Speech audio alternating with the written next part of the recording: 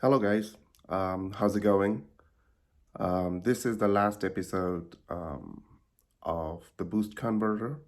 We talked about a lot of things before power staging, all the power devising, and all the passive components as well. Today, we're going to talk about like what are the extra pieces you need to make it more efficient. Okay, which is very similar to the buck converter that we already discussed previously. Very similar, the very similar kind of design.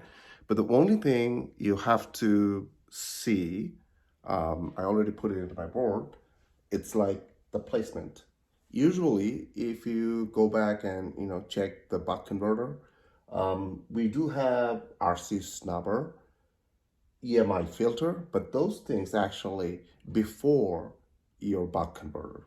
Okay, so in other words, you have your input or like a voltage source, and then you have a RC snubber and inrush current as well. I didn't put the inrush circuit here because uh, the thing is like we're not using inrush circuit most of the time, but if you have it goes before the RC snubber.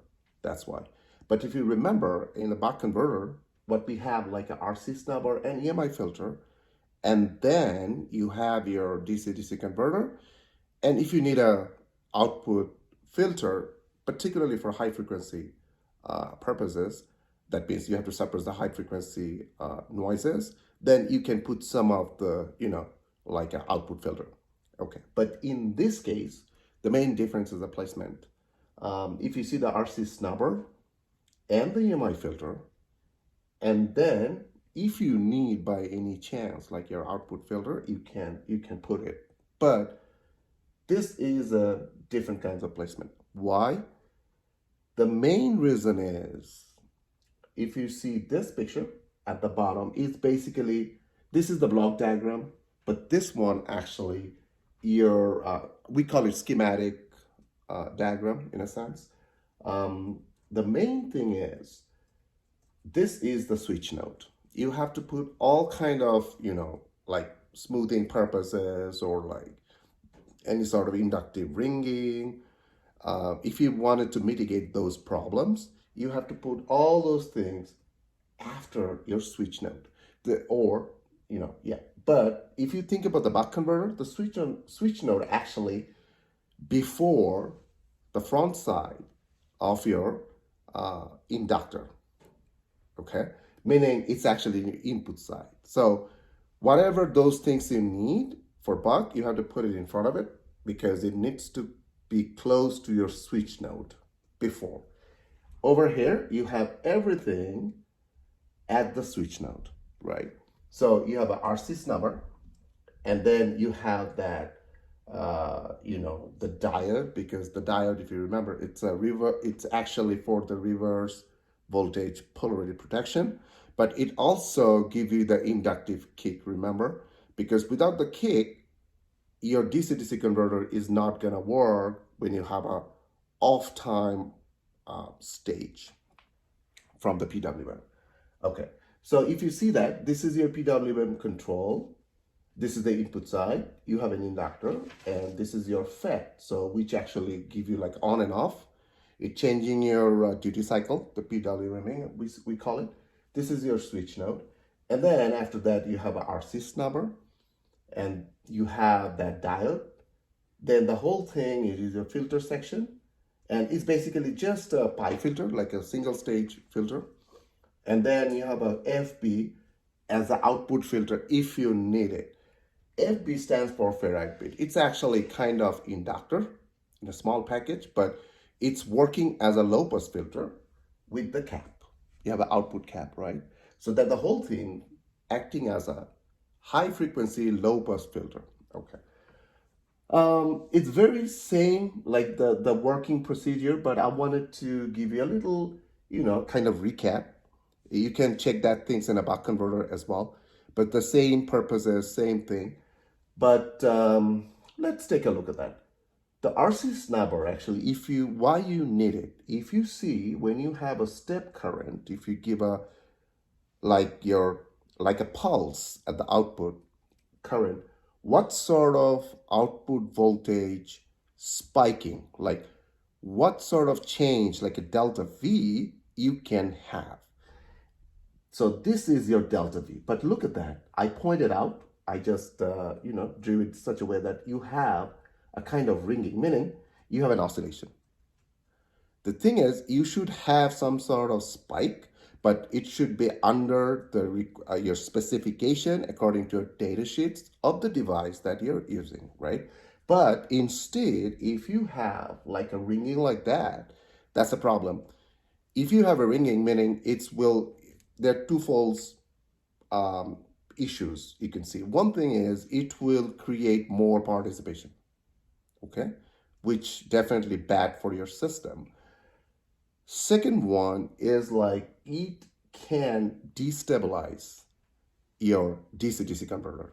So your DC-DC converter, the body plot, all sort of things get screwed up. Actually, you will see it's probably malfunctioning or it just stopped working or it won't do your regulation that actually the main purpose is, okay? So we cannot have that. If you have it, you have to use RC snubber. Okay, what is RC snubber actually? It's like your resistor and a capacitor. If you put it that way, it will act as a snubber.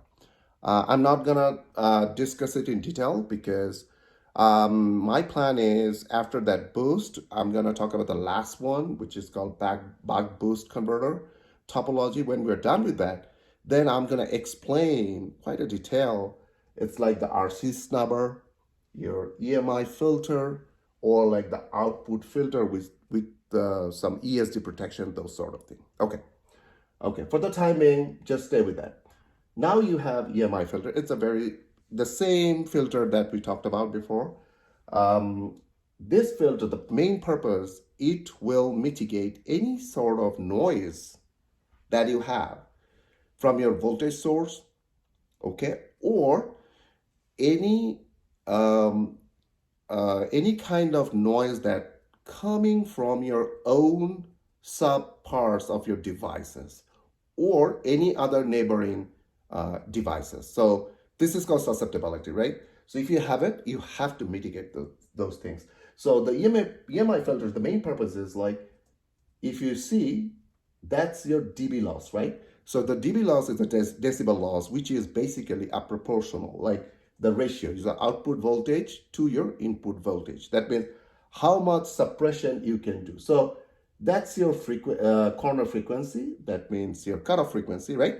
After that, it's going down. That means no more signal is gonna transmit after that range or in that range, okay? So usually, if you think about MIL 461G, that the aerospace standard, it's pretty high.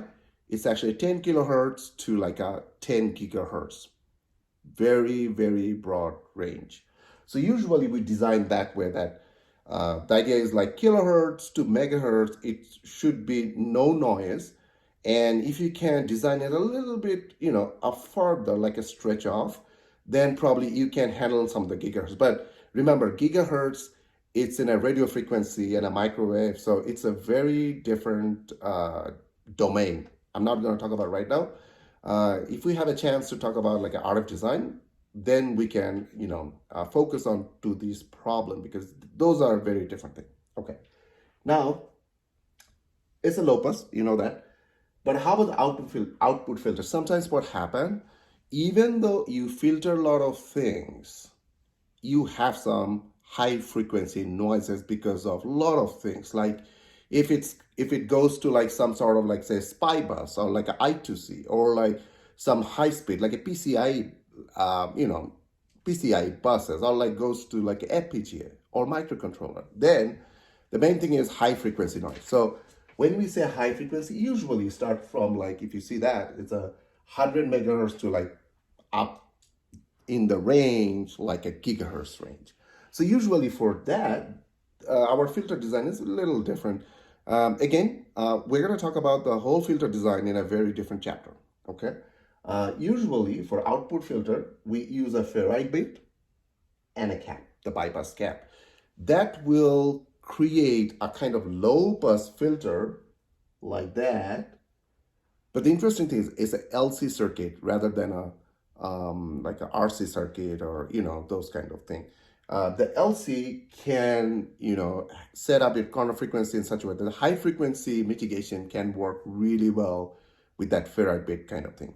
And another thing is the footprint is pretty small, so you can put it in your device and it's not gonna consume really that much real estate. So it's really helpful. Okay, so again, so this is the boost converter designed with the discrete particles or discrete devices, and this is your block diagram. So that's it. I guess the next class, the next lecture, I'm gonna talk about the buck boost, and it's gonna be much, understandable to you guys, because if you follow the buck and boost, it's gonna be a combination of buck and boost. Okay, so it's very similar, but the placement of filters, snubber, and those kind of thing are a little different than a buck boost. It's gonna be much interesting. So thank you guys for watching this last episode on boost converter. Please subscribe and share, and join me in the next lecture. Thank you.